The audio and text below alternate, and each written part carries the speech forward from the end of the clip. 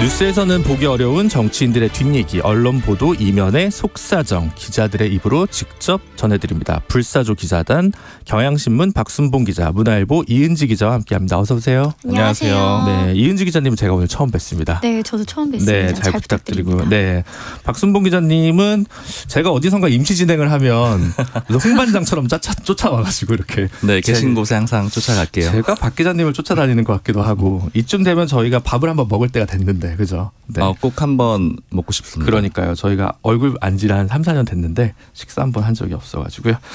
네, 이제 잡담이었고 스몰 토크는 그만하고 긴박했던 민주당 상황부터 좀 짚어보도록 하겠습니다. 그 혁신위원장 낙마 소식은 저희가 이미 이제 전해드렸는데요. 그 9시간 사이에 좀 전말 좀 들려든 뒷얘기를 일단 좀 전해주시죠. 네, 어제 오전에 이제 임명이 되자마자 뭐 천안함 자폭설이라든지 코로나19 미국 유포설, 이사장의 SNS 글이 좀 논란이 됐습니다. 그런데 오전까지만 해도 당에서는 자연인 신분에서 개인적 소신을 좀 강하게 표현하는 것일 뿐이다. 이제야 공인이 됐으니까 이제는 그렇게 말할 수 없을 거다. 그리고 당내에서도 이제 비명계를 중심으로 철회를 촉구하는 반대 목소리가 나왔죠. 이에 대해서도 민주정당으로서 이렇게 다양한 목소리가 나오는 것도 당연한 현상이다 라면서 일축을 했습니다. 근데 이때 한 기자가 그럼 자연인일 때 발언한 게 문제가 안 되면 막말을 일삼는 정광훈 목사도 혁신위원장을 할 수 있냐, 뭐 이런 질문까지 나올 정도였습니다. 네, 그런데도 좀 강경했는데 오후부터 이제 기류가 바뀌었습니다.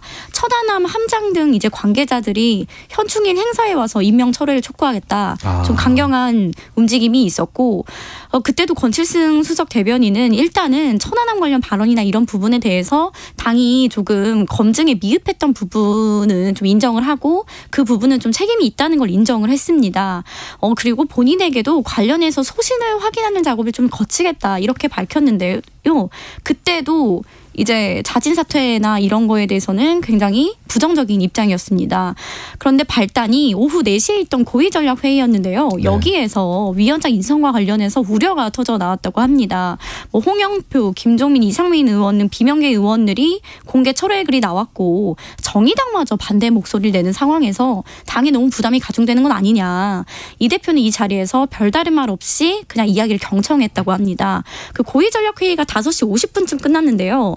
이후 1시간 뒤인 6시 55분에 이래경 이사장이 자진 사퇴 문자를 이제 당 공보 문자를 통해서 발송을 했습니다. 이게 당 공보 문자로 네. 발송을 한 거군요. 그래서 네. 일단 본인이 논란이 커지는 걸 보고 당에 더는 부담을 줘서는 안 된다고 판단을 좀 한 것 같고요. 고위 전략회의에서 워낙 관련해서 반발이 많이 나와서 비공식적으로든 그러한 분위기가 전달됐을 것이다. 이런 전언입니다. 어제 저도 이제 민주당 쪽 사람이랑 얘기를 하고 있었는데 네. 한 오후 4시 반쯤이었거든요. 그때 혁신위원장 문제 어떻게 될 것 같으냐 이렇게 물어봤었는데 이제 그 민주당의 원내행정실에서 의원실마다 체크를 했다 그래요. 오늘 오후 6시에 이후에 의원들이 제실해 있느냐 이렇게 물어봤다 그래요. 그러니까 이게 뭐냐 이렇게 물어봤더니 그게 이제 아마 의원들 의견 수렴을 하려고 했었던 것 같습니다. 그러니까 의총은 아니겠지만 의총까지는 아니더라도 네. 이제 의견 수렴해가지고 아마 목소리를 낼 그런 상황이 좀 있었던 것 같아요. 그러니까 아마 이 본격적으로 반발이 더 거세지기 전에 이래경 이 내정자가 이제 포기를 한 것 같은 그런 그림도 좀 있습니다.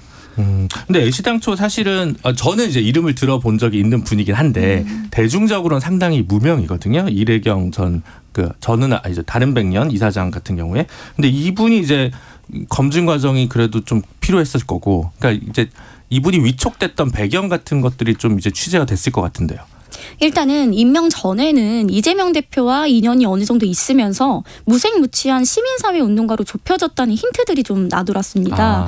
그래서 어제 바로 이제 최고위원회에서 발표가 있었는데 구인난을 겪고 있었던 것으로 알려졌는데 생각보다 좀 빠른 인선이었다 이런 평가가 있었는데요. 그만큼 검증 과정은 좀 탄탄하지 못했다는 좀 방증이다 이런 얘기가 나옵니다. 일단 운동권 출신이라서 이재명 대표가 픽을 한 것도 있다고 하는데요. 당내에 민주당의 기존 주류 운동권 세력이랑 좀 통합을 꾀하기 위해서 운동권 대선배를 내세웠다는 건데요. 아까 진행자님께서도 뭐 얘기를 들어보셨다고 했지만 실제 운동권 원내외 인사에게 이래경 이사장에게 물으면 이름만 알거나 잘 알지 못한다. 이제 생각보다 운동권 내에서도 많이 알려진 인물은 좀 아니라고 합니다. 그래서 인선 배경에서 이제 여러 가지 이야기가 나오는데 일단 누가 추천을 했느냐가 가장 중요할 것 같아요. 그렇죠, 아무래도. 이재명 대표의 최측근인 이한주 전 경기도 연구원장이 추천했다는 이야기가 지금 나오고 있는데요. 그 가천대 교수님. 네, 네네. 그 이유가 이재명 대표가 경기지사 시절에 이 이래경 이사장이 경기도 연구원 개건연구원으로 근무를 했습니다. 네. 그래서 이한주 원장과 또 인연이 있기 때문에 그래서 추천 얘기가 나왔고요. 두 번째로는 이해찬 전 대표의 추천이다. 이러한 이야기들도 많이 나오고 있는데요. 현재 이재명 대표 주변에서 당직을 맡고 있는 사람들 면면을 보면 이해찬계가 정말 많이 포진돼 있습니다. 늘 얘기 나오던 네, 거죠. 그래서 혁신위원장 인선 전부터도 이해찬계가 또 하지 않겠느냐 이런 이야기가 나오기도 했는데요. 이제 다만 추천이 비공개로 이루어졌고 이 이래경 이사장을 추천한 사람이 복수였다고 해요. 그래서 정말 누구의 픽이었느냐 이런 건 밝혀지지 않는 상황입니다. 약간은 카더라가 좀 섞여 있는 그렇죠. 부분이긴 하네요. 근데 어쨌든 이재명 대표 본인이 당에서 물론 당 대표지만 조금 인적으로 소수이다 보니까 여전히 이해찬 전 대표와의 교감 속에서 당 운영을 고민하고 있는 거 아니냐라는 게 이 취재 뒷얘기에서 핵심 포인트 같은데요. 제가 볼 때는. 그리고 저는 이제 누가 추천했는지는 아니더라도 네. 반응들이 좀 어떻냐 이렇게 물어봤을 때 지금 대체적으로는 친명 인사다 이런 식의 좀 포커스가 맞춰져 있잖아요. 네. 근데 비명 쪽에서도 민평연계에서는 괜찮게 생각한다 이런 얘기를 좀 들었거든요. 네. 이제 그쪽 인물이기 때문에 네. 김근태계라서 네, 김근태계여가지고 이제 그런 쪽으로 좀 오히려 생각을 했을 수도 있다. 그러니까 친명계 쪽에서 양쪽을 다 좀 아우를 수 있는 인사일 수도 있다. 이렇게 좀 판단을 했던 것도 있을 수 있었던 것 같아요. 이분이 사실은 그 586 세대보다는 한 세대 위 세대이기 때문에 사실 뭐 개인적인 상황에서 현역 의원들은 잘 모르는 분들이 많을 것 같긴 합니다. 근데 제가 뭐 특별히 인연은 있는 거 아닙니다. 오해 마시고요. 네, 어쨌든 이렇게 혁신위가 계속 출범시킨다고 말만 하고 이제 위원장도 또 못 구하고 삐걱거리고 있는데 혁신이 잘 될 거냐 그리고 이제 뭐 어차피 잘 안 될 거다 이런 회의론이 막 팽배할 것 같거든요. 사실은. 일단 지난주에 이제 비명계 의원들과 뭐 식사를 하거나 통화를 해보니까 이 혁신위원회를 가장 먼저 꺼낸 게 이재명 대표였다고 해요. 그 쇄신 일총에서 이재명 대표가 혁신위를 좀 새롭게 꾸려보는 게 어떻겠냐 먼저 이야기를 했다고 합니다. 이를 두고 비명계 의원들은 속으로 지금 이 대표가 손 안 대고 코 풀려 하는구나 라고 생각을 했다고 해요. 그런데 역시나 이번에 정권형 혁신위를 표방을 하면서도 이재명 대표를 여러 차례 지지선언했던 인물을 앉혔잖아요. 이걸 보고 지금 자기 맘대로 쥐락펴락 혁신을 주도할 생각이다. 결국 비명계 공천 학살까지 하려는 술수다. 뭐 이렇게까지 좀 강하게 이야기를 하더라고요. 그 위원장과 관련했을 때도 지난주에 있었던 얘기인데 이제 비명계 의원이 지금 이 분위기에서 당내 논의나 동의 없이 당 지도부에서 위원장 누구로 하겠습니다라고 딱 발표를 하면 우린 다 들고 일어날 거다. 이렇게 좀 예고를 했었는데 이번에 이재명 대표가 혁신위원장을 당내 공론화 없이 어떻게 보면 깜짝 발표를 한 거예요. 그래서 향후 위원장을 발표하기 전에는 철저히 검증을 좀 하든지 아니면 당내 의원들에게 어느 정도 의사를 묻고 진행해야 한다는 분위기고요. 그리고 혁신위 전망에 대해서는 사실 회의적인 게요. 이미 공천 룰이 지난달에 확정이 됐습니다. 그래서 혁신위가 사실 가장 크게 쥘 수 있는 게 공천 관련인데 그렇죠. 이미 공천룰이 확정이 됐고 또 이해찬 대표 때 시스템 공천이 상당 부분 자리를 잡고 있어서 혁신위가 휘두를 수 있는 칼의 범위가 좀 제한적이다. 이런 얘기가 있고요.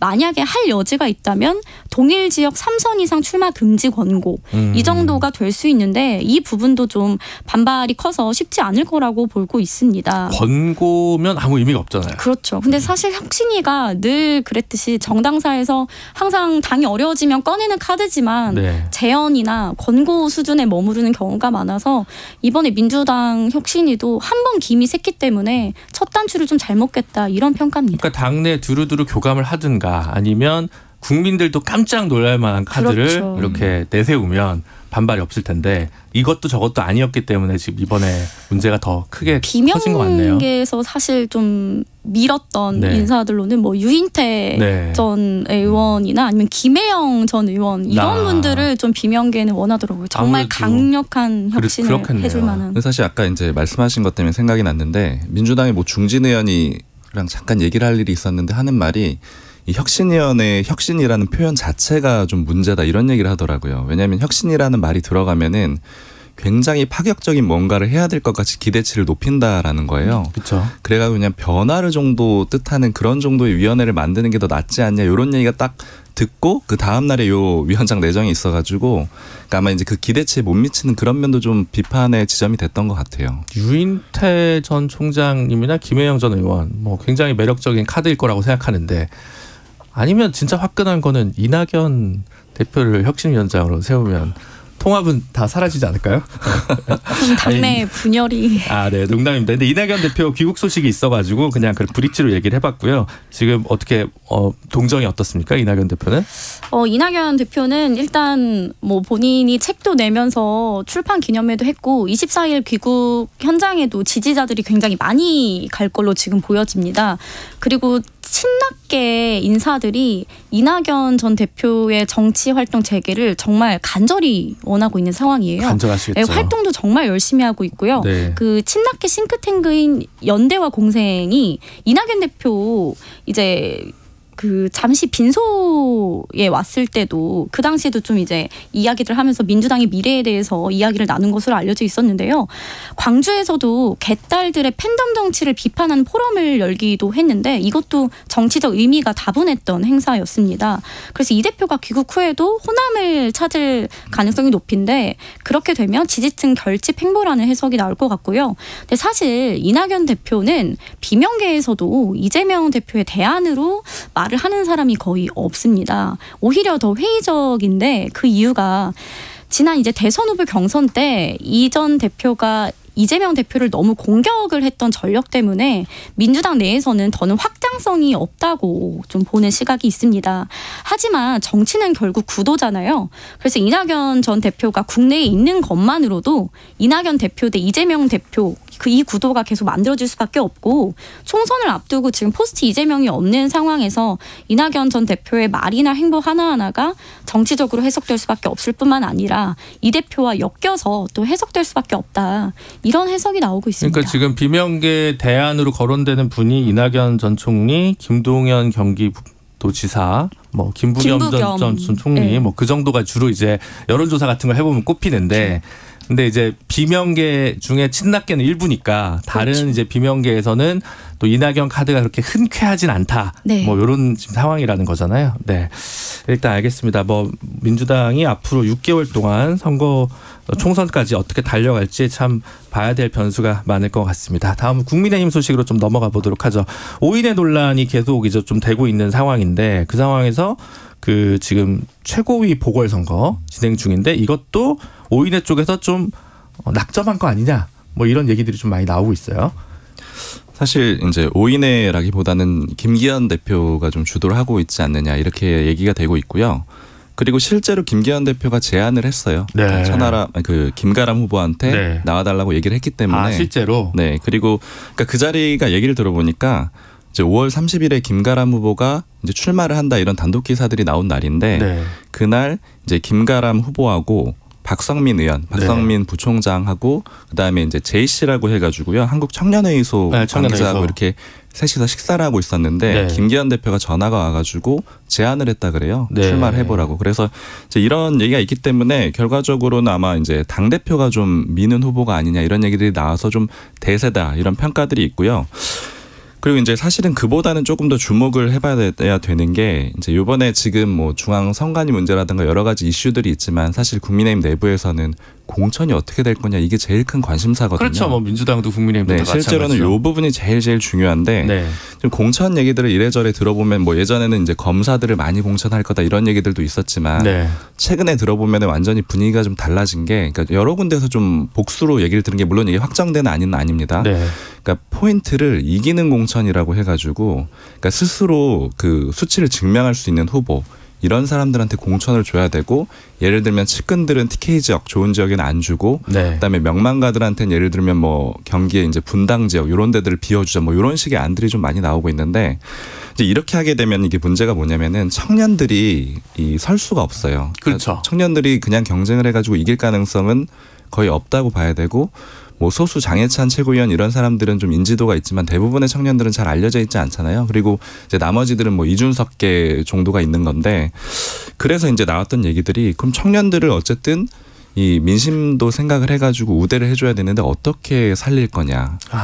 그 일환 중에 하나가 바로 이 김가람 후보라는 거예요. 네. 그러니까 이제 최고위원으로 일종의 좀 밀어주고 그다음에 이걸 바탕으로 인지도도 쌓이고 발언도 하게 될 거 아니에요. 네. 그렇게 되면은 이 김가람 후보를 또 총선에도 출격시키는 그러니까 이제 청년의 상징적인 인물로 내세운다. 그러니까 즉 이게 이제 전체적인 큰 그림이 공천이라는 그림 중에 네. 청년들을 어떻게 살릴 것이냐. 요 흐름 중에 하나로 보는 해석들이 좀 많습니다. 근데 지난 총선 같은 경우도 이제 청년 정치인들을 상당히 공천을 했죠. 국민의힘이. 근데 질 것 같은 데만 골라서 대부분 공천을 해가지고 살아 돌아올 수 없는 그러니까 무늬만 청년 공천이고 사실 오히려 청년을 TK나 강남이나 뭐 어떻게 보면 좀 좋은 곳에 해서 키우는 전략이 좀 있어야 되는데 그런 데가 아니라 조금 변두리로 그 국민의힘 기준으로 보면 그렇게 했는데 이번에는 좀 다른 전략이 나올 거다 이런 얘기네요. 근데 아마 완전히 그렇게 주지는 못할 거고 네. 아마 비례대표가 될 수도 있고요. 근데 네. 이 그림 자체가 그러니까 아까 말씀드린 대로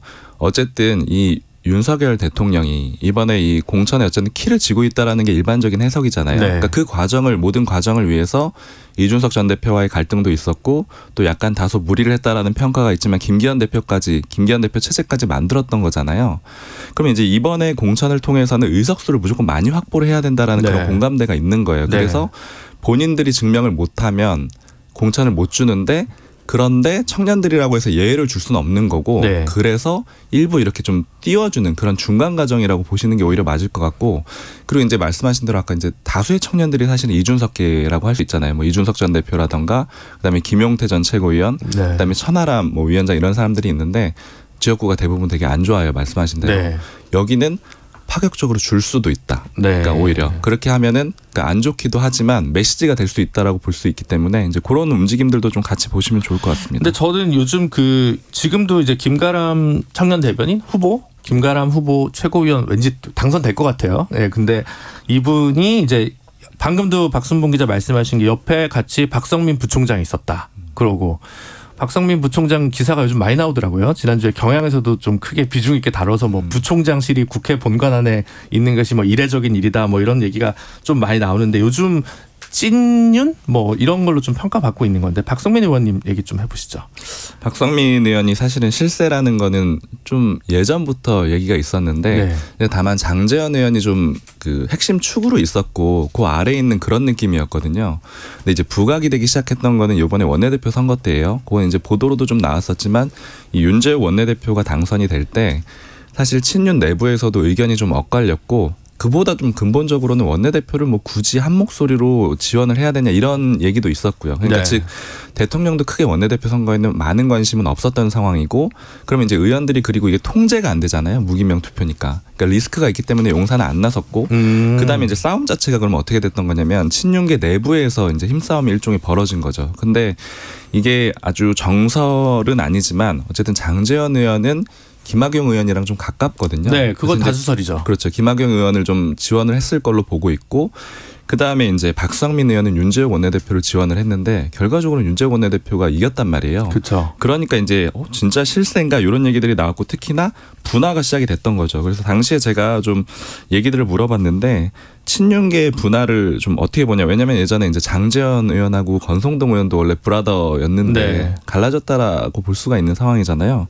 근데 이제 그룹이 쭉 나눠져 있는데 장제원 의원 그룹 빼고는 가장 큰 그룹이 박성민 의원 그룹이에요. 한 최소 그 친윤 그룹 내에서도 꼽히는 의원들이 5명이 넘거든요. 네. 그러니까 일종의 독자 세력을 구축하기 시작했다. 그래서 네. 이게 좀 실세다라는 거고 그리고 이제 많이 알려진 얘기로 그 구청장 시절부터 대통령이 검사 시절 때부터 아는 몇 안 되는 정치인이거든요. 그 구청장 시절 때 울산 가가지고 같이 술 마시고 이랬던 관계가 있기 때문에 기본적으로 지금 정치인들은 벽이 있어요. 왜냐하면 이제 한계가 있는 게 검사 때부터 알던 검사 동료들하고는 그 관계라는 게 그 밀접함이 비교를 할 수가 없는 거잖아요. 그렇죠. 정치권에서 실세라는 거지. 네. 더 측근들은 사실은 검찰 쪽에 있다라는 게 일반적인데 네. 근데 이 박성민 의원 같은 경우에는 그런 틀을 때부터. 조금 더 넘어서는 그런 인물이고 그다음에 이제 개인적으로 경험을 했던 거는 예전에 그 우크라이나의 이준석 대표 체제 때 우크라이나에 갔었어요. 그래가지고 당시에 정진석 의원이 굉장히 강하게 공격을 해가지고 뭐 막 말싸움도 심하게 하고 이런 시절이 있었잖아요. 근데 그때 이준석 대표나 아니면 이제 용산 쪽에서도 교류는 있었다 사전에. 그러니까 이준석 대표가 우크라이나에 가는 거에. 이때 비서실장이었던가요? 맞습니다. 그때 당대표 비서실장이었는데 그래서 이제 대통령하고 누가 연결고리냐 이걸 좀 물어보고 싶어가지고 비서실장한테 연락을 했었는데 네. 그러니까 이제 박성민 의원한테 연락을 했었죠.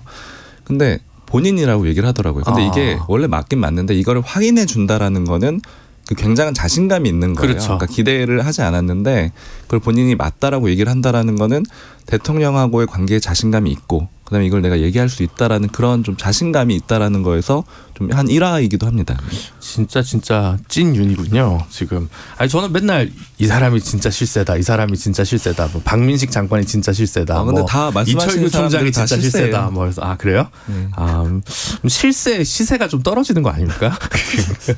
근데 제가 이제 사실 여러 가지 얘기들을 듣지만 박민식 장관도 굉장히 좀 실세입니다. 네. 박민식 장관은 이제 본인한테 예전에 들었을 때는 박민식 장관이 검사하다 그만뒀잖아요. 네. 그때 그만뒀을 때 윤석열 대통령이 당시 검사였는데 별로 관계도 없는데 그만두지 말라고 연락이 왔었다 그러더라고요. 그러니까 그때부터 관계가 시작됐기 때문에 역시 또 이 정치권 일반 인물들하고는 비교하기가 어렵고 그다음에 뭐 장제원 의원은 정말 또 정치권 들어와서 만나긴 했지만 굉장히 가까운 것도 또 사실이고요. 특유의 그 통치 스타일이나 정치 스타일이 윤 대통령이 특별히 넘버 투를 두는 방식은 아닌 것 같아서 사실 이제 서로 넘버 투 호소인이 되는 것 같다는 생각이 좀 들긴 하더라고요. 그러니까 전부 찐윤이고 실세고 뭐 이거 맞는 것 같은데 근데 사실 뭐 실세가 중요한 게 아니라 사실 권한에 맞게 일을 행사하는 게 더 중요할 텐데 뭐 어쨌든 여기까지는 뭐 가십이니까 정리하시고 다음 좀 몇 가지 부가적인 소식을 좀 다뤄보도록 하겠습니다. 송영길 대표가 검찰청에 또 자진 출두한다고요? 네, 내일 오전 9시 반에 자진 출두하겠다고 오늘 기자들에게 문자를 보냈는데요. 일단 송영길 전 대표가 가장 불만을 갖고 있는 건 아무래도 출국 금지 조치입니다.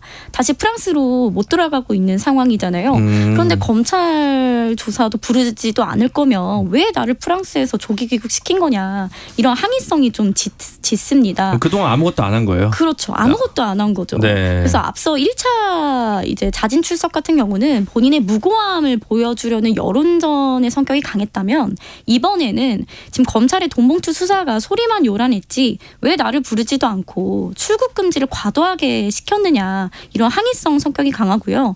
사실 송 전 대표를 부를 단계까지 검찰 조사가 오지도 못했고 당 내에서도 기소가 쉽지 않다는 판단이 좀 지배적이에요. 그래서 그러한 자신감에서 1인 시위까지 불사하는 등 좀 강경하게 나가는 것이란 분석이 나옵니다. 이제 다만 지금 아까 처음에도 언급을 했지만 혁신위원장 낙마건으로 지금 민주당이 시끄러운 상황에서 왜 꼭 이 시점에 이런 시위를 해야 하느냐 하는 볼멘 소리도 나오고 있습니다. 송영길 대표가 자기 정치하고 있다라는 네. 거죠. 네. 일단 송영길 대표는 근데 좀 억울하긴 할 것 같은데 뭐 돈봉투 사건 관련해서 압수수색은 또 어제 국회 사무처가 또 이루어진 부분이 있어서 검찰이 또 뭐 아무것도 안 한다고 볼 수는 없고 어쨌든 본인은 본인대로 또 자기 뭐 익스프레션을 할 수 있는 거니까요. 네, 일단 알겠습니다. 그리고 여당 같은 경우는 지금 김문수 경사노위 위원장 교체가 지금 임박했다고 소식이 많이 들려오는 것 같은데 이게 확인이 되나요? 저도 이제 기류를 좀 확인을 해봤는데. 네. 일단 결론부터 말씀드리면 아직 당장은 아닌 것 같아요. 근데 이제 나왔던 얘기들은 뭐냐면은 김문수 위원장이 예전에 보면은 처음에 됐을 때 국회 나와서 굉장히 강경한 발언들 많이 했었잖아요. 네. 예를 들면 뭐 문재인 대통령 뭐 공산주의자다 이런 표현들 인정하느냐 했을 때 생각이 변함없다 이런 식으로 막 얘기를 해서 논란도 되고 논란이 많았죠. 노조에 대해서도 강경한 발언들 많이 하고 이랬었는데 네. 그때 좀 얘기를 들어봤더니 그때 해석은 김문수 위원장이 결국에는 총선을 좀 원하는 게 아니냐. 다시 그러니까 TK에서 출마를 그렇죠. 원한다. 대구 지역을 원하기 때문에 네. 경사노위 위원장 자리 자체를 고민한다면 사실 노조한테 그런 식으로 얘기하는 거는 좀 맞지 않잖아요. 네. 그러니까 지지층을 결집시키려고 한다. 이런 해석들이 많았고 그래서 원래부터 예측은 올해 하반기 정도에는 굳이 누가 내려오지라고 하지 않더라도 본인이 나가고 싶은 스스로 아마 그만두고 총선을 준비했을 거다 이런 예측들이 있었거든요. 근데 이제 시점이 그런 상황이었는데 이제 기본적으로 총선을 치를 때 여당 입장에서는 여당이나 여권 입장에서는 양대 노총 둘 다 적으로 돌릴 수는 없는 거예요. 이게 일반적인 평가고 그러나 따져보자면 이제 민주노총이랑 잘 지낼 수 있는 가능성은 이제는 뭐 돌아올 수 없는 길을 건넜다라고 봐야 되는 거잖아요. 그러니까 결국 한국노총이랑 잘 지낼 수밖에 없습니다.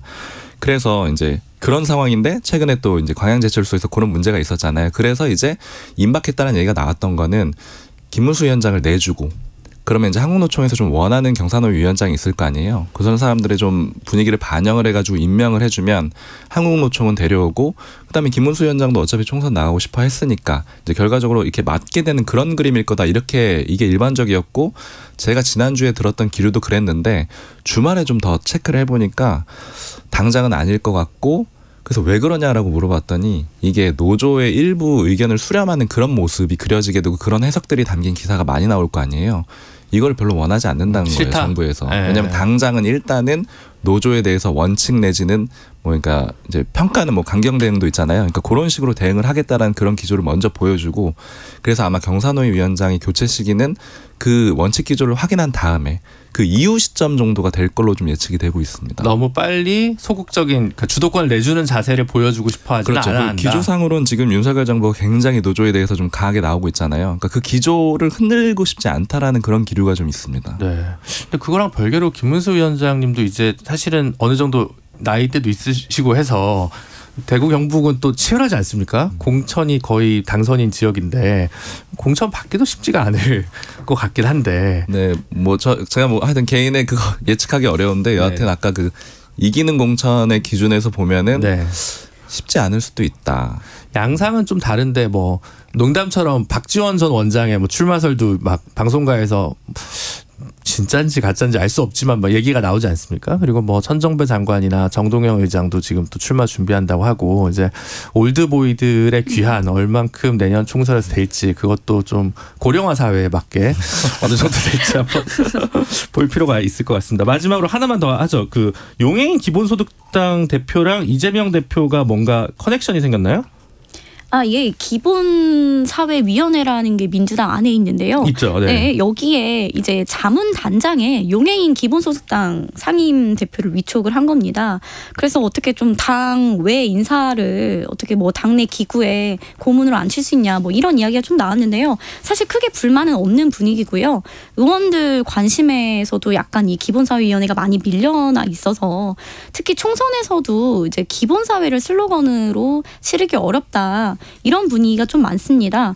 그래서 그리고 용해인 기본소득당 상임 대표 같은 경우는 사실 타당이라고 하지만 애초에 민주당의 위성정당이 이제 더불어시민당으로 당선된 이후에 나가기 때문에 크게 타당 인사라고 인식을 하고 있지도 않습니다. 좀 그런 면이 기본소득당 입장에서는 조금 기분 나쁠 수 있겠지만 근데 이제 그런 건 궁금한 포인트인 것 같긴 해요. 다음 총선 때 용해인 기본소득당 의원과 조정훈 시대전환 의원께서는 어떤 방식으로 재선을 위한 도전에 가도를 달릴 것인가 이제 궁금하긴 한데 용해인 의원 같은 경우는 약간 민주당과 이렇게 좀 가까워지면 뭔가 또 다른 고민이 있나? 뭐 이런 생각을 탈당한다는 얘기는 아닙니다. 저는 그렇게 그럴 거라고 그분이 그럴 거라고 생각하진 않는데 뭐 또 묘한 관전 포인트 중에 하나가 아닐까 싶습니다. 혹시 들은 소식 있으세요? 조정훈 의원은 어떻게 한다는 얘기에 대해서? 아니 사실 어떻게 한다라는 거는 뭐 그 방향이 다르다라는 건 좀 명확하잖아요. 네, 용해인 의원하고 약간 방향이 국민의힘 쪽으로 좀 가까워지고 있는 거 아니냐 이런 얘기가 있어서 그건 뭐 굉장히 뚜렷한 방향일 것 같아요. 그 콘트라스트가 되게 흥미로운 대목이 아닌가 싶습니다. 근데 위성정당은 더 이상 나와서는 안 되겠죠. 네, 오늘 말씀은 두 분 여기까지 듣도록 하겠습니다. 불사조 기자단의 문화일보 이은지 기자, 경향신문 박순봉 기자와 함께했습니다. 감사합니다. 감사합니다. 고맙습니다.